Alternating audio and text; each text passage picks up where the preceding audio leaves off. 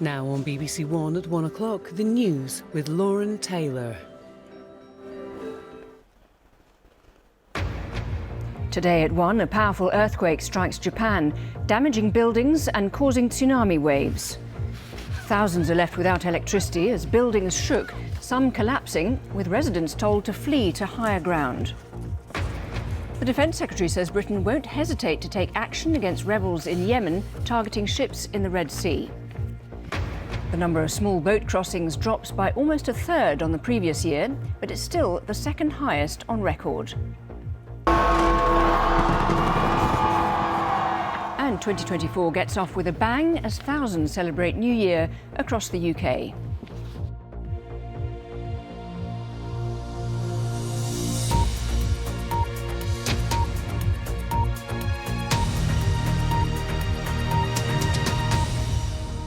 Good afternoon. A powerful earthquake has struck central Japan, causing tsunami waves, fires and damage to buildings. People were told to flee to higher ground along hundreds of kilometres of coastline, with warnings of waves as high as 5 metres, though the threat has now been downgraded. The epicentre of the 7.6 magnitude quake was in the Noto area in the Ishikawa prefecture, and the effects were felt up to 200 kilometres away in the capital, Tokyo. Helena Wilkinson reports. This footage from inside someone's home captures the moment the powerful earthquake struck. It was also caught on camera in this supermarket. There was chaos and confusion.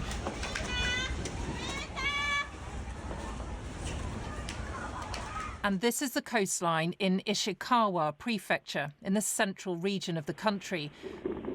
Tsunami warnings have been issued and people have been told to head to higher ground. I would like to ask all residents to continue to pay close attention to the occurrence of this strong earthquake.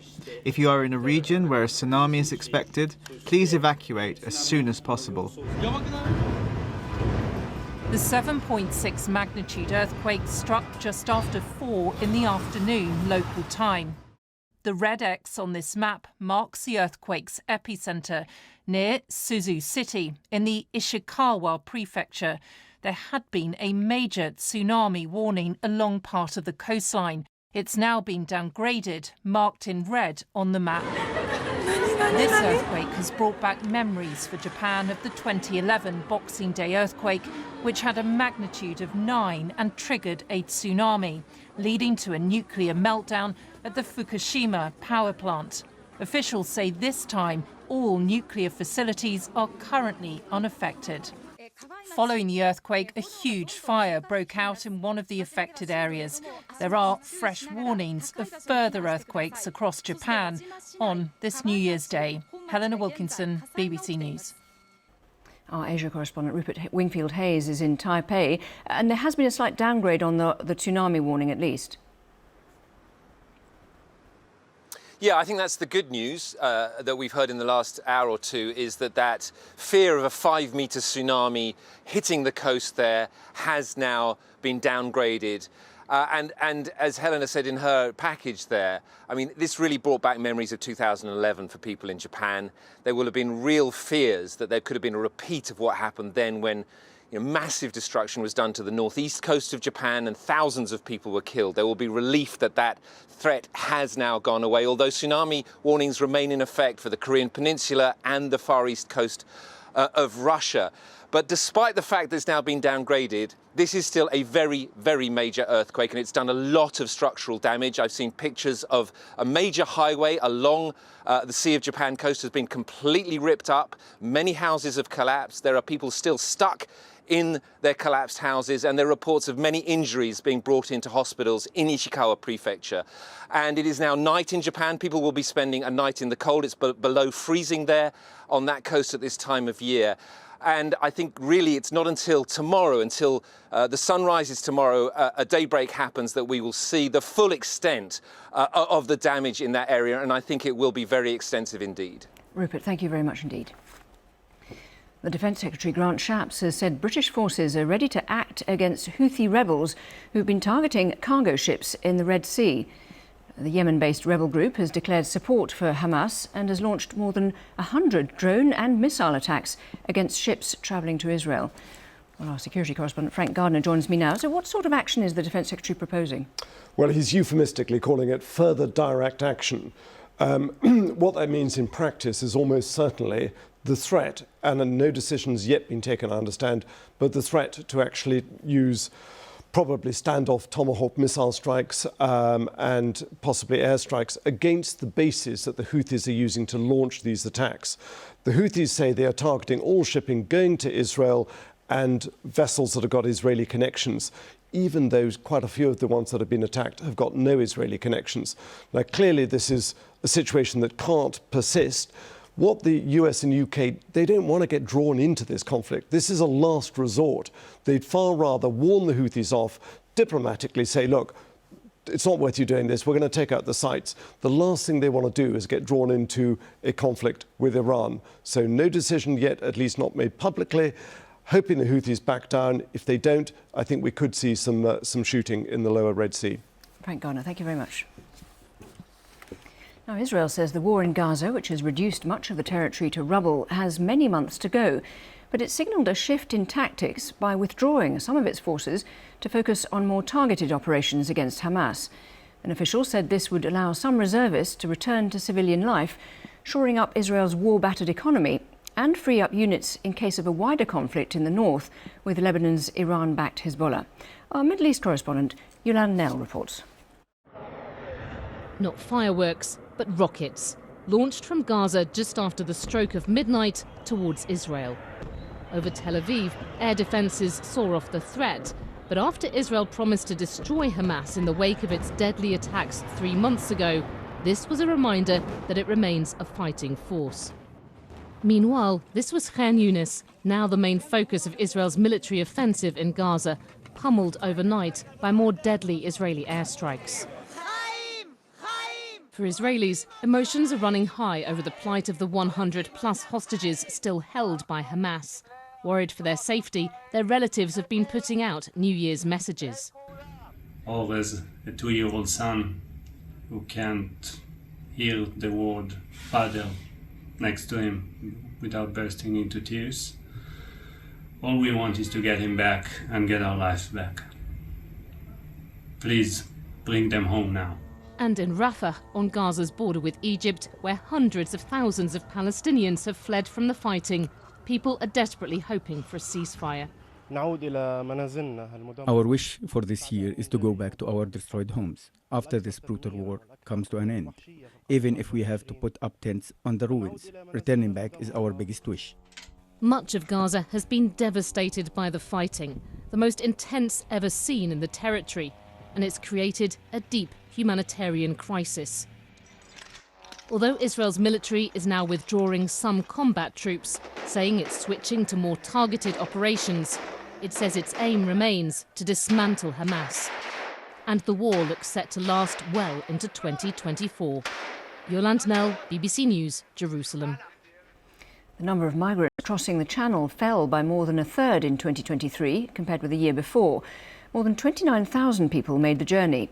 Migration is likely to be a key issue in the general election expected this year. Our political correspondent Hannah Miller is here. So Hannah, a lot at stake here, isn't there?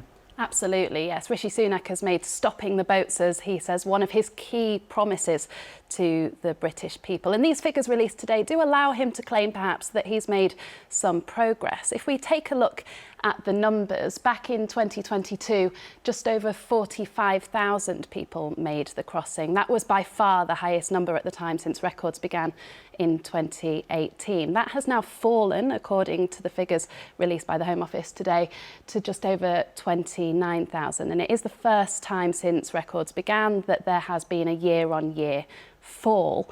It's partly because, well, the majority of the reason really is this deal that has been reached between the UK and Albanian government seems to have led to a fall in the number of Albanians crossing the Channel. The largest group now are people coming from Afghanistan. But Labour point out that these figures released today are still the second highest number of people crossing the Channel. So there really is something for everyone in them. Progress, if you want to see it that way, or still a very high number if that's your preference. Anna Miller, thank you very much. Thank you.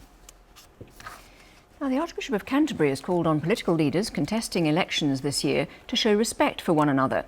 Justin Welby urged them to disagree passionately, but not to focus on division. Our correspondent John Donnison has more. In the year he crowned a new king, Archbishop Justin Welby opens his New Year message on the coronation. And in particular, the example set by the country's military. For the first time in 70 years, our forces swore an oath to a new monarch. They promised to be faithful and to observe and obey all orders. They understood that it wasn't about being served by us, but to serve. And at a time when headlines have been dominated by wars, much of the Archbishop's message is focused on the world's conflicts, first in Ukraine. Wars seem everywhere at the moment. Wars we know about, wars forgotten. I've seen for myself the ongoing human cost of war. In Ukraine, I went to Bucha, where evidence of atrocities was found. I've met Ukrainian refugees, most recently in Georgia and Romania, families having to start again in a new country. He also touches on the current conflict in the Middle East. In Jerusalem last October, I sat and listened to some of those traumatized by war, Palestinian and Israeli. Faith-based organisations are contributing to support communities in the UK specifically. And separately, in an interview with Radio 4's Today programme to mark the new year, the Archbishop urges politicians in an election year not to focus on division and what he called wedge issues. We have to say, my opponent is never my enemy. My opponent is always my fellow human being. We disagree profoundly. We disagree on incredibly important things, but they're human. We respect each other's dignity, their humanity, and the humanity of those who support them. And that is a decision by leaders. And I hope and pray that in this country, they will forswear wedge issues. Happy Christmas. Archbishop Welby ends his New Year message to the country by wishing everyone a peaceful 2024. John Donnison, BBC News. A host of famous films, books, music and characters, including Mickey and Minnie Mouse, enter the public domain from today. This means Disney will no longer hold exclusive copyright over the earliest versions of the characters in the US. Our culture reporter Noor Nanji has more. It was the animation that launched the House of Mouse.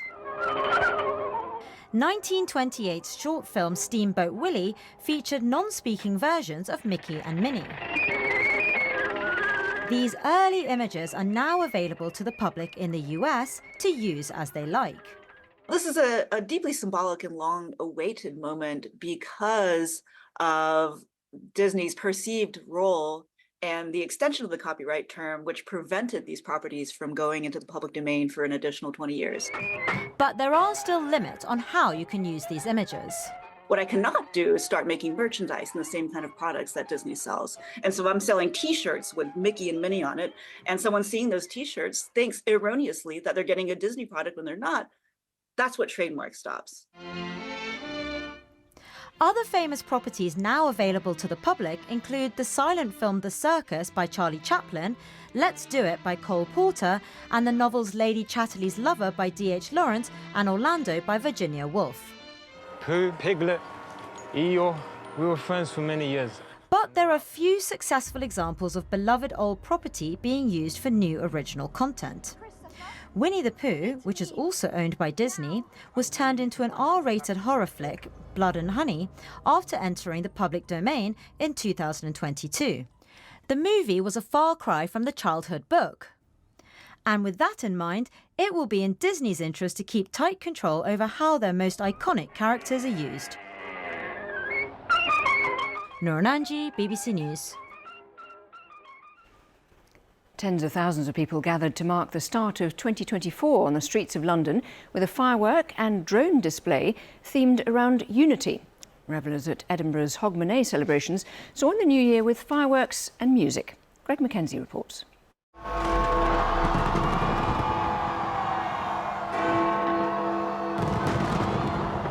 It's Europe's biggest fireworks display, and as the countdown began, more than 100,000 people watched along the River Thames as the London skyline lit up and the sounds of Big Ben chimed. You can actually smell the gunpowder, the air, you can smell it. It's fireworks night here, Big Ben, the chimes have rang, and we are now officially in 2024. Best show on earth. Amazing, indescribable, no words. So worth it. I am loving it so much. This is my first time for London coming here and seeing this. I love it. It's so good. This year's theme is unity, a message played from the King. Our society is woven from diverse threads. And the London Mayor, who thanked those working in the NHS, the police and the fire service. He said the event took months to organise. Planning this since July. There's a team of 75 been working over the last 4 days. One of our strengths as a city and a country is our diversity. We'll be celebrating our diversity, but also trying to bring communities together.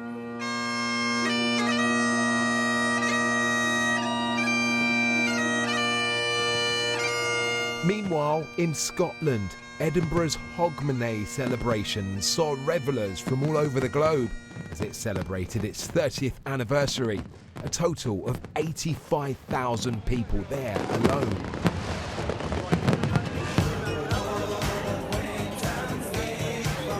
And as those headed home singing Auld Lang Syne and putting 2023 behind them, the focus now turns to a new day as 2024 is officially here. Happy New Year. Greg McKenzie, BBC News. Time for a look at the weather. Here's Darren Bett. Thanks very much, Lauren. There are signs that the weather pattern is going to change this month, but today, well, it's been good hangover weather. Not that I've got one, I hasten to add. We've seen some sunshine, we've seen lighter winds as well, but you just know it's not going to last. I'll show you the satellite picture. Look at all this cloud that we've got here already arriving in the southwest. That's going to bring some rain on this first set of weather fronts. That moves through. There's another one following in behind, and those two combined could bring 50 millimetres or 2 inches of rain to England and Wales in the next few days, and no doubt some more flooding given how wet it is. And you can see the rain just arriving in Wales, the southwest towards Northern Ireland through the rest of today. Ahead of it, there's still some sunshine, fewer showers in western Scotland. A bit chilly in Scotland, mind you, and there could be an early frost in eastern parts of the country. It will be milder further south, mind you. We've got this rain coming in quickly across England and Wales during this evening, heading northwards into Northern Ireland, up into Scotland, where briefly there could be some snow over the mountain tops. The rain does clear away from large parts of England and Wales and Northern Ireland, but the rain still sitting there in the Channel, approaching the southwest later, where temperatures will be around 12 degrees by early tomorrow, and those temperatures will have lifted in Scotland. Still got some wet weather to begin with in Scotland, heading up to the Northern Isles where it's going to be windy, and we've got some gales across southern parts of England, especially along the coast. We've got this next spell of wet weather spilling into England and Wales, maybe affecting Northern Ireland for a time. Southern parts of England may well turn a bit drier in the afternoon. Temperatures here 13 or 14 degrees, but it will be windy. Where it's not so windy in Scotland, in the mainland, temperatures around 7 degrees.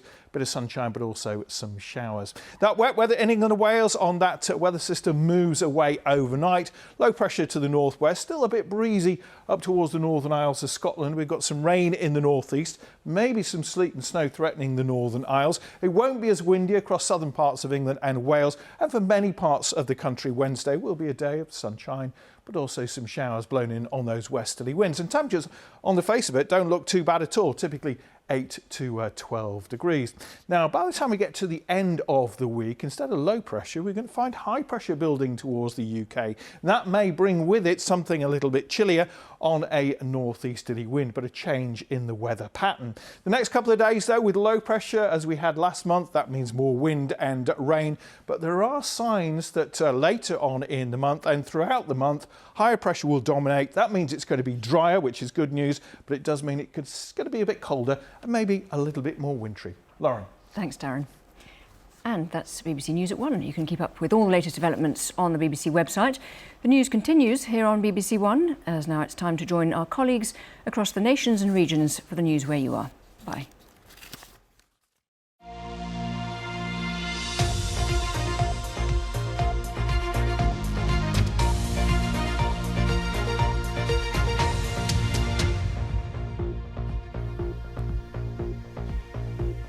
Hello and a happy new year. I'm Asad Ahmed. The air ambulance covering Kent, Surrey and Sussex says this time of year is when they see a spike in